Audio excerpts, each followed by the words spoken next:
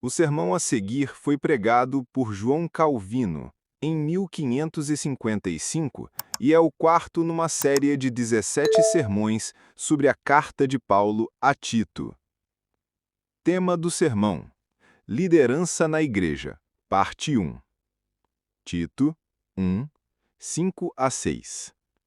Texto bíblico: Por essa causa te deixei em Creta, para que pusesses em ordem as coisas restantes, bem como, em cada cidade, constituísses presbíteros, conforme te prescrevi. Alguém que seja irrepreensível, marido de uma só mulher, que tenha filhos crentes, que não são acusados de dissolução nem são insubordinados. Início do sermão. Começamos esta manhã pontuando quão difícil é a obra de edificação da Igreja de Deus e quão impossível é ser bem-sucedido em um dia ou em curto período. A obra é contínua e a vida inteira de um homem não basta. Naturalmente, Deus poderia conduzir seu povo à perfeição se porventura quisesse fazê-lo, mas Ele quer nos levar por passos medidos, tudo com o fim de humilhar-nos e ajudar-nos a reconhecer nossas misérias e deplorá-las, de modo a caminharmos por este mundo sempre nos volvendo para Ele. Pois sabemos que o que Ele começou em nós, nada é, até que, como costumamos dizer, Ele ponha um ponto final. E visto que cada um de nós deve, acima de tudo, ser um templo do Santo Espírito, apliquemo-nos a esta obra de construção. Aqueles a quem Deus chamou a pregar sua palavra designou pedreiros na construção de seu templo. Da mesma forma, Ele deseja que nos ocupemos nisso, cada um em sua própria esfera. Entretanto, notemos que é a toda a Igreja que edificamos em comum, e cada um de nós deve trabalhar nela, pois nos cabe fazer as coisas progredirem o máximo que pudermos. Entretanto, os que vivem satisfeitos com o estado atual de atividades estão muito enganados. É um sinal de que ainda não entenderam o alvo ao qual Deus os chama, e nem se examinam, pois estão muito longe da meta a que deveriam almejar. Assim, esforcemo-nos ao máximo que pudermos para alcançá-lo e reflitamos cuidadosamente qual é a nossa deficiência. Ainda que Deus permita graciosamente que sua palavra nos seja ensinada com pureza, e mesmo quando entre nós prevaleça alguma ordem tolerável, lembremo-nos que tudo ainda não é perfeito, e a obra nunca é feita por inteira. Isso não deve deprimir nossos espíritos, mas, ao contrário, deve estimular e inspirar-nos a observar a injunção de Paulo e a seguir seu conselho. Mas notemos bem, assim que Deus começa a edificar sua igreja entre nós, os homens se dispõem a desfazer tudo. Em qualquer caso, quem realmente se põe a refletir sobre o que é errado? Ao contrário, não podemos suportar o estado atual de atividades, frágil como ele é, sem nos queixarmos, que o jugo de Cristo é demasiado pesado. E se há entre nós alguma sorte de ordem, por mais insignificante que seja, não podemos tolerá-la. Oh, se esta disciplina continuar, onde irá terminar? Caso se faça alguma tentativa de sofrear a blasfêmia, oh, por que tanta severidade? Todos nós fazemos isso ocasionalmente. Caso se faça menção de outras irregularidades, que é isso? Não podemos nos regozijar legalmente? Quando se pune a dança e outras infamidades, alguém protesta. Se há leis que procuram refrear um comportamento desenfreado, dizemos que são severas demais. Por quê? Porque somos surdos para com a instrução de Paulo aqui. Embora trabalhasse em Creta com dificuldade e houvesse estabelecido uma forma de igreja segundo o mandato do nosso Senhor Jesus Cristo, contudo não havia conduzido o reino de Cristo à completude. Isso só poderia se dar na plenitude do tempo. Como podemos hoje fazer melhor que Paulo? É um equívoco pensar que somos mais prontos a aceitar uma forma mais completa e mais sólida de governo do que o povo daquele tempo. Aprendamos então a sentir desprazer em nós mesmos. Sejamos sempre levados a buscar o avanço do reino de Cristo e, à medida que vemos o edifício ainda incompleto, tentemos terminá-lo quanto for possível. Se temos uma casa que tem infiltração de água da chuva e receamos que ela apodreça, reparamos o telhado. Se há uma parede que ameaça cair, a reconstruímos.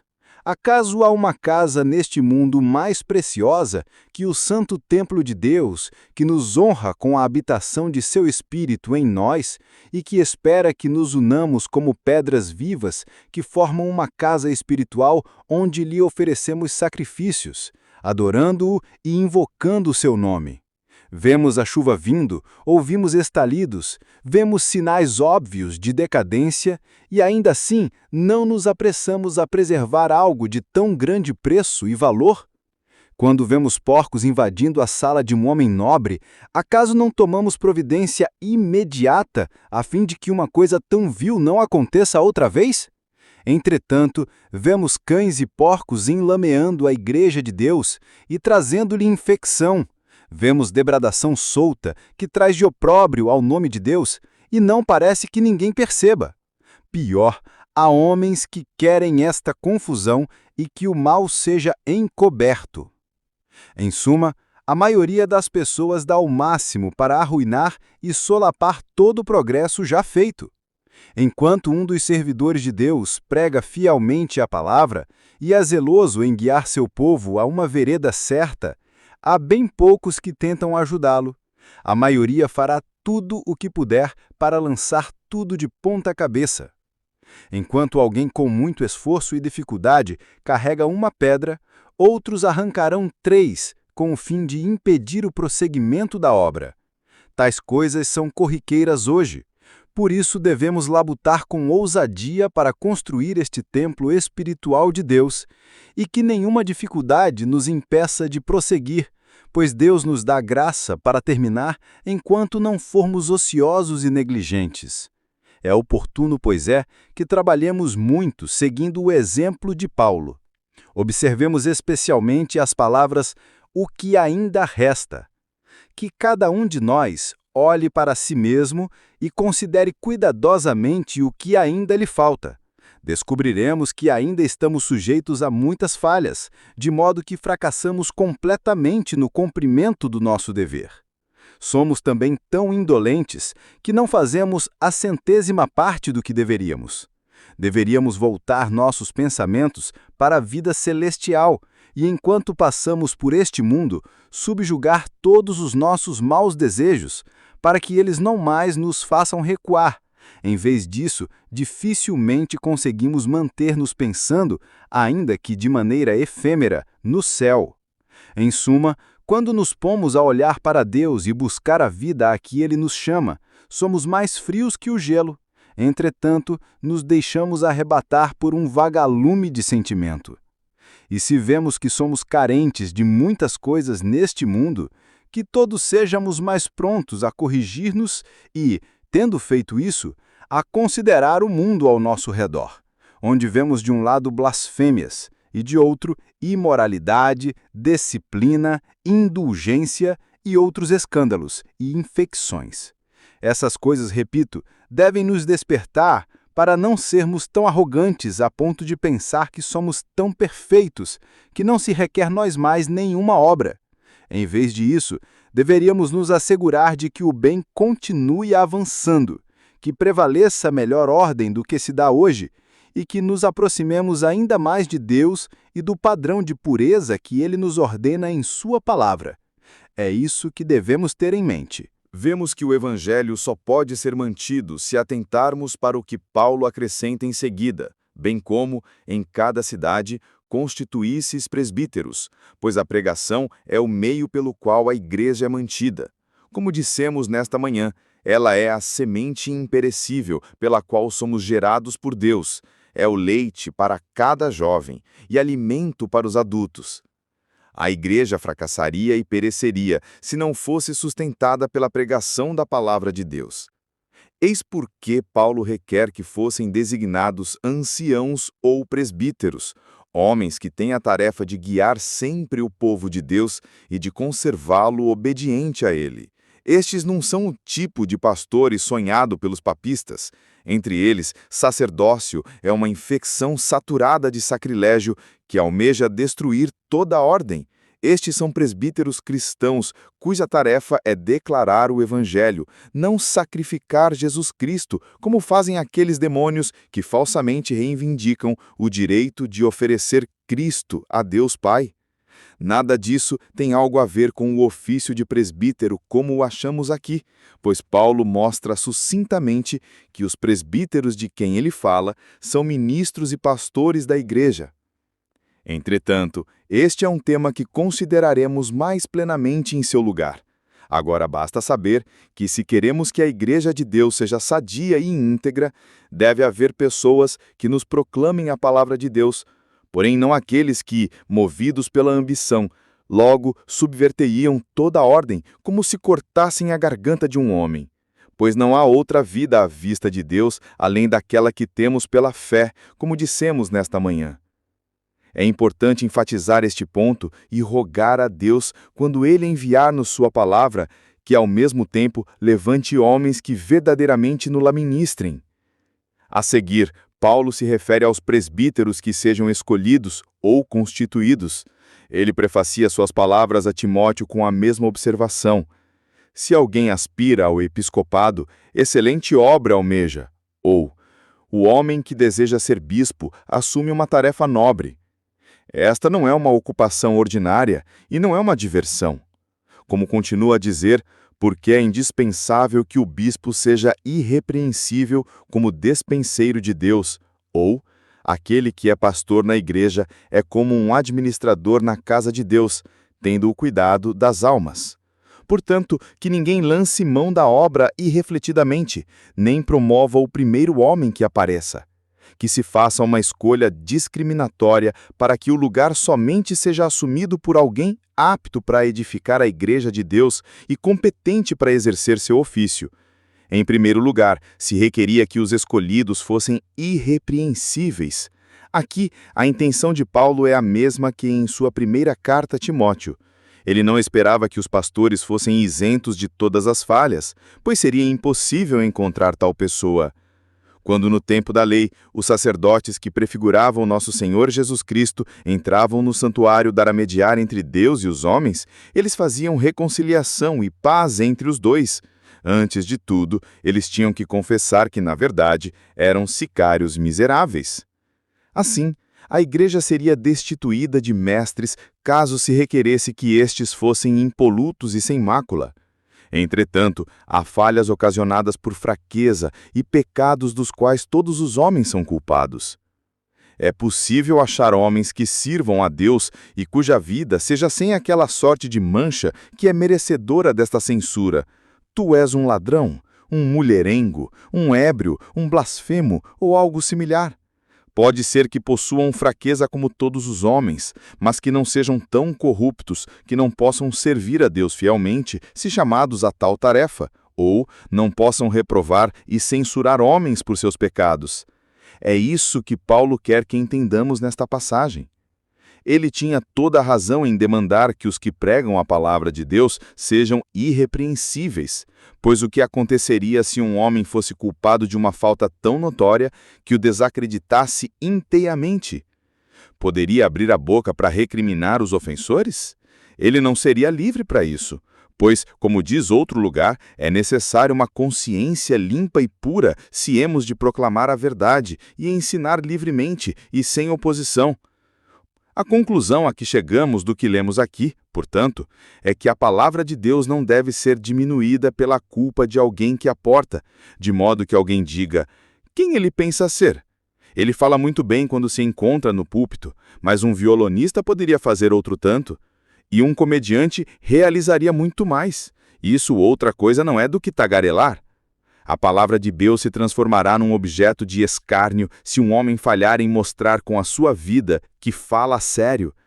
Para evitar o sacrilégio de ver a palavra de Deus entre nós calcada sobre os pés, Paulo afirma que o ministro que a prega seja isento de toda mácula.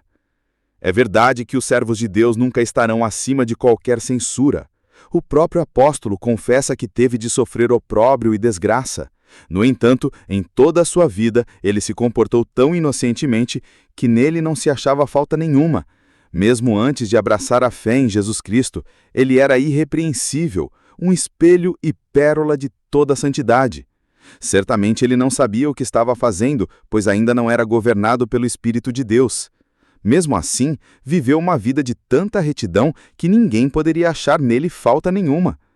No entanto, ele nos informa de que foi excluído por zombaria e opróbrio, era acusado até pelos crentes que mostravam tão pouca gratidão que, em sua ausência, foi injuriado e amplamente caluniado. Então, quando Paulo demanda que os pastores sejam irrepreensíveis, ele quer nos dizer que investiguemos e examinemos se a vida do homem é pura e impoluta, e se ele continua a se comportar desta maneira. Portanto, ainda que não possamos silenciar o fofoqueiro e assim evitar toda e qualquer difamação, nós mesmos devemos ser irrepreensíveis, visto que nos é dito que, apesar de nossa pureza e inocência, seremos ultrajados como malfeitores. Como isso é possível? Temos da parte de Deus este testemunho de que Ele nos aprova, e por mais que façam mexericos contra nós, isso não passa de mentira. Uma vez que Deus nos tenha aceito e recebido, seremos aptos a manter nossa integridade. Existem homens perversos que falarão mal de nós, sem razão. Todavia, se um homem se esforça para defender sua causa justa e está pronto para responder por si mesmo sempre que intimado, ele se mostra irrepreensível comparecendo boldamente, tendo, no dizer de Isaías, sua testemunha no céu. Então, ao exigir que os pastores escolhidos sejam irrepreensíveis, Paulo deixa bem clara a sua intenção. O seu desejo é que a palavra de Deus seja honrada como bem merece, e não sofra nem opróbrio nem ódio por conta dos pecados dos homens. Os acusados que reprovam os ofensores devem cumprir livremente com seu dever, não devem ser detidos por qualquer objeção que porventura os homens façam. Quem você pensa ser? Conhecemos a sorte de vida que você vive e como se comporta. Eis porque Paulo insiste que os ministros da palavra, cumprindo a tarefa de liderar outros, devem ser irrepreensíveis. Somente assim cumprem as demandas de seu ofício. Daí Paulo continua dizendo: marido de uma só mulher. Este texto tem sido mal entendido, porque ninguém considera o que levou Paulo a fazer esta afirmação. Entre os judeus, havia uma corrupção tal que se pensava ser lícito ter muitas esposas, justamente como os patriarcas tiveram, cujo exemplo estupidamente seguiam. Pois os homens, assenhorando-se da mais leve oportunidade para a libertinagem, sempre converterão uma má tradição em lei. Se este erro existiu entre os patriarcas, e só entre alguns deles, a intenção de Deus não era que isso se tornasse um precedente e uma norma. Nosso Senhor Jesus Cristo nos aponta a instituição original do matrimônio dizendo: não tendes lido que o Criador, desde o princípio, os fez homem e mulher, e que disse: por esta causa deixará o homem pai e mãe, e se unirá à sua mulher, tornando-se os dois uma só carne. Mateus 19, 4 e 5. Então os judeus tinham, falsamente, tentado seguir o exemplo dos santos patriarcas. Seja como for, este abuso era praticado entre eles em grande escala. Quando o cristianismo começou, teria sido algo demasiadamente doloroso e amargo compelir os homens a deixarem as esposas a quem haviam tomado. Lançá-las fora teria sido duro demais.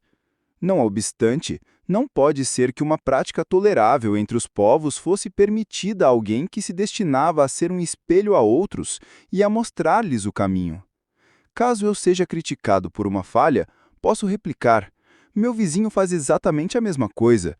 Isso procede, mas meu vizinho não tem a tarefa de ensinar e corrigir outros. Os ministros da palavra de Deus nem por isso devem ser livres para fazer o que é tolerado em outros. Devem conhecer o que lhes é permissível. É próprio que sejam mantidos com rédea mais apertada. Se outros são mantidos por uma só rédea, então os ministros devem ser mantidos por duas. Por conseguinte, Paulo viu que entre os judeus existia um mal que não podia ser corrigido com facilidade. A despeito do mandamento de Deus, um homem poderia tomar para si duas ou mais esposas, de modo que um direito habitual, há muito reivindicado, se tornara lei e não podia ser removido imediatamente, como sucede quando um vício se torna profundamente enraizado. O apóstolo proíbe expressamente que os pastores e aqueles a quem foi confiado o ensino se comprometessem com uma prática como essa, a qual nada mais é do que incontinência. Quando alguém tenha maculado o que deveria ser o mais santo dos contratos e inclusive tenha subvertido a ordem natural, como não poderia ser culpado disso? Bem sabemos que o matrimônio é um vínculo sagrado, e a natureza nos ensina que a poligamia é vil e detestável. Imaginemos um homem que chega a destruir os próprios fundamentos da natureza, mas que sobe ao púlpito e declara: meus amigos, devemos mostrar em cada parte da vida que nos cabe servir a Deus com temor, obediência e integridade. Não devemos ser como os pagãos, que não se deixam governar pela palavra de Deus. Como ele pode chegar a falar nesses termos, quando alguém pode dizer-lhe: miserável, você ousa dizer-nos ser um abuso do vínculo conjugal ter duas esposas, logo você que a tem? Esta é a razão por que Paulo buscava estigmatizar a prática entre os pastores, a fim de que todos soubessem que esta era repugnante a Deus e uma desordem que não deve ser tolerada. Embora entre o povo ordinário, ela não pudesse ser corrigida quanto era necessário. Pessoalmente, temos de aprender a aderir à regra apostólica. Esse, pois, é o primeiro ponto que Paulo estabelece, e devemos compreender bem seu significado. Não obstante, vemos que, diferente do Papa, ele não recomenda que os ministros da Palavra de Deus se abstenham do matrimônio como forma de buscar a santidade. Quando ele declara que um ministro deve ter uma casa bem ordenada, viver pacificamente com sua esposa e governar seus filhos com aquela disciplina que sirva de exemplo para os demais, ele não estaria falando com a autoridade de nosso Senhor Jesus Cristo? Então, esta é a santidade que Deus requer dos seus servos e dos que são designados a pregar sua palavra. Devem viver castamente com suas esposas e como um casal casado. Aqui, então, temos o Papa asseverando que, se um sacerdote é casado, então ele se conspurcou, é um filho deste mundo, indigno daquele estado angelical e obrigado a renunciar ao matrimônio se quiser ter um lugar na igreja. Se o Papa alega falar com a autoridade de Deus, então que a produza. Há uma clara contradição aqui, pois o Espírito Santo mantém que o matrimônio é legítimo entre os pastores da igreja, de modo que ninguém nutra quaisquer dúvidas. Além do mais, em outro lugar, ele diz: digno de honra entre todos seja o matrimônio. Hebreus 13:4. No mesmo versículo, lemos ainda que Deus julgará os imorais e adúlteros, mas que o matrimônio é digno aos seus olhos, e não só entre o laico, para usar o termo inventado por esta escória e gentalha-papais, mas entre todos. Visto que isso seja assim, acaso o diabo não teria falado pela boca do Papa e de todos os seus lacaios quando negaram o matrimônio àqueles que são chamados a pregar a palavra de Deus? E não contentes de exercer sua tirania e privar os homens da liberdade outorgada por Deus, blasfemaram terrivelmente declarando que as pessoas que vivem na carne não podem agradar a Deus. Ora, o que é isso, se não torcer e falsificar a Sagrada Escritura, Romanos 8:8?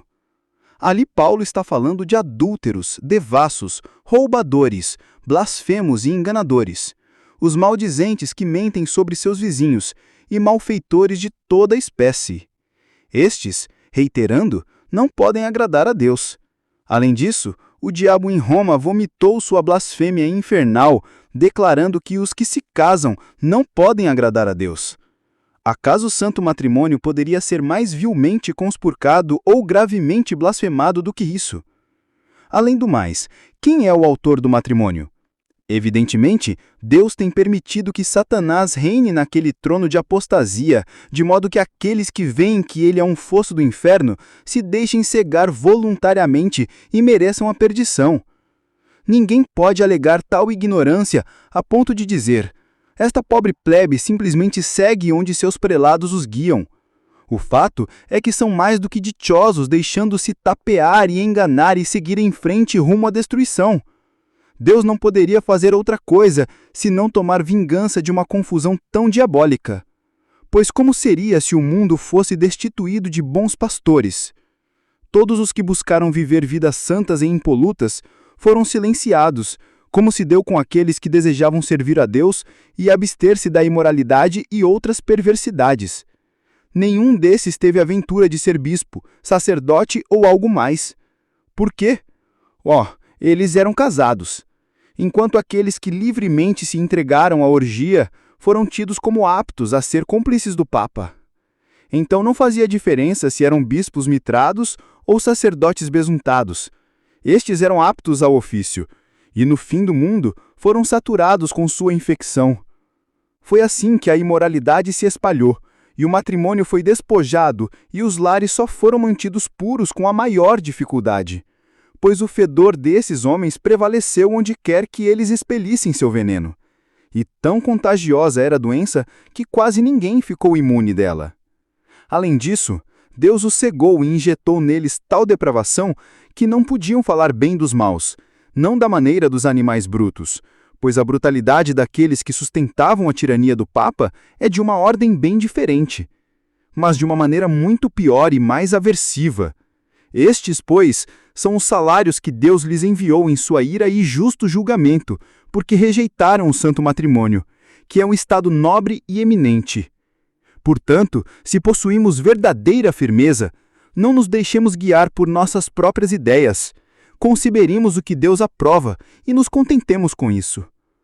Ora, quando lemos que o servo de Deus deve ser esposo de uma só mulher, não devemos exigir dele mais do que isso. A intenção de Paulo não era tornar o matrimônio obrigatório ao homem, nem proibi-lo aos que são designados ministros da palavra de Deus. Não há sugestão de compulsão. Paulo meramente estabelece o princípio, que cada um olhe para si mesmo e que o homem solteiro use de sua abstinência para a honra de Deus e assegure-se de que dê ao serviço de Deus o máximo que puder. O próprio Paulo absteve-se de uma esposa, como nos informa no 7º capítulo da primeira carta aos Coríntios. Ele preferia que todos fizessem o que ele mesmo fez, mas insiste que sua desejo não era pôr um jugo nas almas, mas que todos fossem inteiramente livres. Um homem que é casado deve passar por este mundo como se fosse solteiro, e o solteiro não olhe de viés para os outros. Seria preferível que um homem fosse imoral do que vituperar o matrimônio porque ele mesmo não tinha esposa.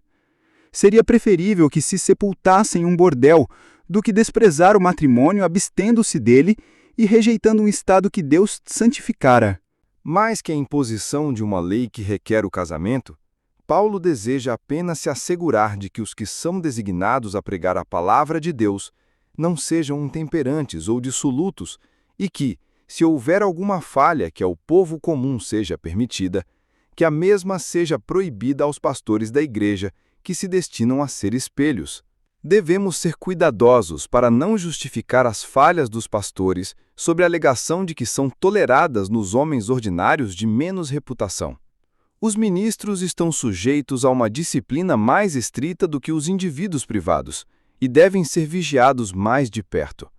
Sob nenhuma circunstância lhes é permitida a rédea solta. A seguir, somos informados que seus filhos sejam crentes e não acusados de dissolução, nem sejam insubordinados. Este é um ponto importante para observar, pois também nas cartas a Timóteo vemos que Paulo não se confina unicamente aos ministros, mas requer que suas esposas sejam bem ordenadas, de modo que se um homem viveu uma vida honesta e repreensível, mas tinha uma esposa indisciplinada, o erro dela repercutiria sobre ele. Qualquer que fosse a acusação, as pessoas diriam: vejam, aquela mulher desavergonhada é a esposa do pregador. Seu marido deveria pôr um freio em toda essa frivolidade e desordem. Ele é o culpado de todo o problema. Pois, no dizer de Paulo, se ele não consegue governar a própria casa, como poderá governar a casa de Deus? Como poderá controlar toda a congregação, homens e mulheres, jovens e idosos, quando não puder controlar a própria esposa. Por isso, quando se faz menção de filhos neste texto, o que se pretende é mostrar que para um homem ser apto a guiar o povo de Deus e ser um bom líder da casa de Deus e da igreja, deve provar a propósito que administra sua própria casa. Portanto, se um homem revela que não só anda no temor de Deus e não comete injustiça, mas que Deus é honrado e servido pelos que estão sob seu cuidado, que ele não permite que sua casa se transforme em um bordel, um covil de jogadores, uma taverna de bêbados ou outras coisas assim, quando um homem governa assim sua casa, fica em evidência que é vigilante, zeloso para com Deus e em si mesmo sábio e sóbrio. Este é um teste seguro que demonstra que é apto para liderar a Igreja de Deus. Ao requerer que os filhos sejam crentes, não dissolutos, nem rebeldes, Paulo fala de 3 qualidades essenciais. Primeiro, os filhos devem ser crentes. Se um homem decidiu pregar a palavra de Deus e não tem instruído sua família, e se seus filhos, quando indagados, não podem sequer dar uma razão para a sua fé, como pode ele conduzir a fé aos de fora, quando ele mesmo não conduziu os seus? Este é o ponto de partida. Se virmos que ele tem instruído bem seus servos e tem se comportado com propriedade em sua casa, então podemos concluir que fará ainda melhor quando for posto em posição mais elevada, e que se devotará a edificar todo o povo. Aqui, pois, a fé deve vir em primeiro lugar. Ao mesmo tempo, contudo, sua família não deve ser publicamente acusada de indisciplina. No dizer de Paulo, seus membros não devem parecer dissolutos. Não é uma questão de algum processo legal na presença de um juiz com acusadores enfileirados contra eles. A intenção de Paulo é que não haja indisciplina óbvia ou erros claros nos filhos dos pregadores. Suponhamos que ele dissesse: ora, pois, quem ousa censurar os meus filhos? Qualquer um que tente culpá-los de injustiça terá que me responder. Se um homem alega ser zeloso para consigo e honra seus filhos, mas os deixa livres a um mau comportamento, de modo que se torna um motivo de riso, tal homem pode ser excusado? No entanto, há muitos que pensam que já fizeram tudo quando há em sua casa conversação que causa dano. Se alguém me atacar, retrucam eles, esse taral pagará. Eu o enfrentarei e lhe mostrarei de que barro sou feito. No interim, as pessoas ridicularizam a ele, a toda a sua casa e a sua esposa. Acaso esse tal não merece ser o marido trapeiro? Um homem pode não querer que seus filhos sejam difamados, contudo permite que sejam irresponsáveis?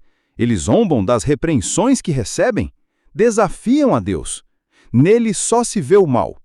Todavia, não se deixarão advertir do perigo que ameaça. Sabem que estão a um passo da destruição, mas não podem suportar deixar seu caminho. Visto, pois, que são doentes, que não querem ser curados, visto que recusam todo o remédio que lhe é oferecido, deixe que pereçam como pobres criaturas que são. E assim, quando Paulo demanda que os filhos dos ministros sejam isentes de acusação de indisciplina, ele quer dizer que não se encontre neles nenhuma perversidade, que se comportem honestamente, não deem motivo de ofensa, nem apresentem escusas quando alguém os injuriar e os difamar. Este é o segundo ponto. Em terceiro lugar, não devem ser rebeldes, isto é, o ministro que proclama a palavra de Deus e que governa a igreja deve prover que seus filhos não sejam intemperantes, obstinados ou duros de manejar como bestas selvagens. Se não tiver bom êxito com seus filhos, como poderá ter êxito com os que não são relacionados com ele? Se ele não consegue controlar a insolência de uma criança, o que fará com uma congregação inteira? Este, pois, é o que Paulo quis dizer. Note-se, contudo, que, embora esteja falando dos que haverão de ser escolhidos pastores, este ensino é relevante a todos nós. Paulo não está propriamente falando a pastores sobre o que devem ser, mas está descrevendo as qualidades da pessoa escolhida para tal ofício. O homem, diz ele, que é tão perverso que não consegue governar sua própria casa, esse mesmo não pode suportar uma carga muito mais pesada e difícil. Quando vem a questão da escolha de ministros, devemos ir muito além disso. Qualquer homem escolhido para ensinar a palavra de Deus, mas que se comporta mal, tanto ele como toda a sua casa, perde o direito à sua herança. Ele deve ser afastado. Sua ofensa não deve ser tolerada. De tal sorte que cada um deve prestar atenção a si mesmo, e aquele que mantiver o ofício público atente bem ao conselho de Paulo, de modo que saibamos quais pessoas podem ser escolhidas e que obedeçam à regra aqui estabelecida. Roguemos de Deus a graça de viver de tal modo que sua palavra não seja exposta ao ridículo por nossa causa, e que nossas falhas não deem ao perverso motivo de blasfemar o nome de Deus, dizendo: "Este homem é um blasfemo e malfeitor, que belo bispo ele representa." Que tal censura não saia dos lábios do perverso sem que seja envergonhado e se revele a perversidade dele quando diz certas coisas. Portanto, Paulo nos ensina que tipo de cristãos devemos ser. É verdade que os ministros da palavra de Deus devem assumir a liderança, mas os demais devem seguir, cada um segundo a sua vocação. E quando em sua bondade Deus permitir que o homem se case, que o desejo dele seja de tal modo adstrito e jungado à sua esposa, que não seja assaltado pela luxúria ou seu coração seja tentado em qualquer lugar. Que siga em frente sabendo que se casou em nome de Deus e que deve ser fiel à sua esposa, visto que ela lhe foi dividida com ele, por Deus. Por isso, todos os cristãos, ainda que cidadãos privados, devem viver de tal modo que se contente com sua esposa, vivendo com integridade, sem porfia. E aqueles a quem Deus honrou com filhos, saibam que têm um dever ainda maior de dar assistência à instrução de seus filhos. Ora, se desejam que seus filhos recebam um ensino sólido, então que comecem sempre com o exercício da fé. É possível que seus filhos aparentem possuir todas as virtudes do mundo, mas nada serão a não ser que sejam tementes e honrem a Deus. Por exemplo, há muitos pais que exercem grande cuidado para que seus filhos sejam bem educados nas atividades mundanas. Os munem com numerosos tutores, mas apenas com o fim de ensinar-lhes maneiras atraentes e 2 ou 3 palavras em latim, para que possam se exibir à mesa, conversem polidamente e pareçam bons aos olhos do mundo. No entanto, não se fala sequer uma palavra sobre o conhecimento de Deus. Este não é o caminho a seguir. Agir assim equivale a pôr a carroça adiante do cavalo. Portanto, devemos seguir o exemplo de Paulo de, primeiro, instruir nossos filhos na fé. Uma vez que passem a conhecer a Deus, um firme fundamento terá sido lançado sobre o que construir. Sem este, só haverá ruína e confusão. Quando nos esforçarmos a ensinar nossos filhos a fé em Deus e o puro conhecimento de sua verdade, que sua vida dê testemunho disso. Que sejam íntegros, sem disciplina ou falta de controle. Que sejam de tal modo disciplinados que se mantenham limpos de glutonaria, embriaguez, jogatina maligna e coisas semelhantes. Que neles não haja velhaquia, usando um termo comum. Esta, pois, é a lição que Paulo quer que aprendamos. Todavia, visto que os jovens constituem um tipo de fera difícil de domar, Paulo lhes ordena que sejam humildes e tratáveis. Pois se as criancinhas não podem aprender o autocontrole por mais que tentemos educá-los, darão coices como potros indomados que mordem e correm desembestadamente de seus donos. Eis porque Paulo, aqui, situa a humildade como uma virtude muitíssimo necessária para os jovens. Todavia, tão necessária como é muito raramente encontrada. Se visualizarmos os jovens de hoje, como se comportam? É verdade que os pais às vezes bem merecem ter seus filhos arrancando os seus olhos, porquanto não cuidam em vê-los criados do temor de Deus. Porventura não é justo que sejam pagos como moeda semelhante?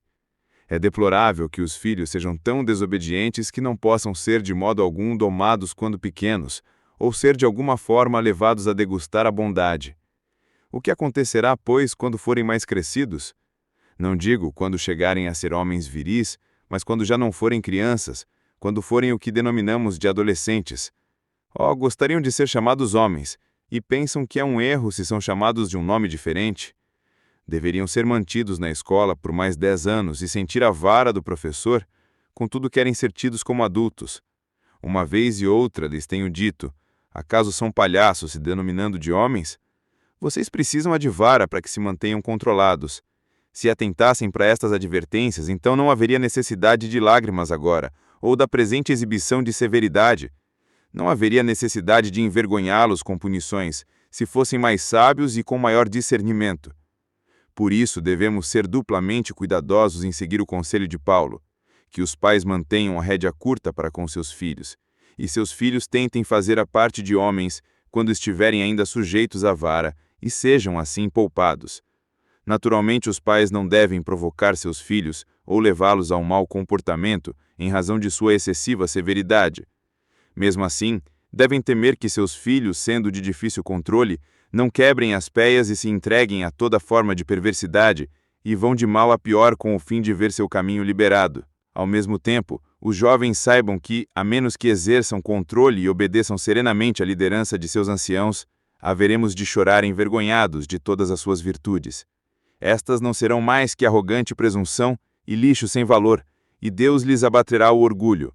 Que todos nós aprendamos esta lição como que aprendida do apóstolo nesta passagem. Oração. Agora, curvemo-nos diante da face de nosso bom Deus, reconhecendo nossas falhas e orando para que Ele nos faça de tal modo senti-las que, do maior ao menor, nos humilhemos e busquemos refúgio somente em sua mercê. Assim também, resolvamos retornar para Ele e crescer ainda mais em seu temor e em sua obediência. Invoquemos seu nome para que sua casa seja purificada de toda a corrupção e para que esta não prevaleça entre nós e cada um seja ajudado a almejar sua salvação. Que todos nós, em comum acordo, façamos com que esta seja a nossa meta comum.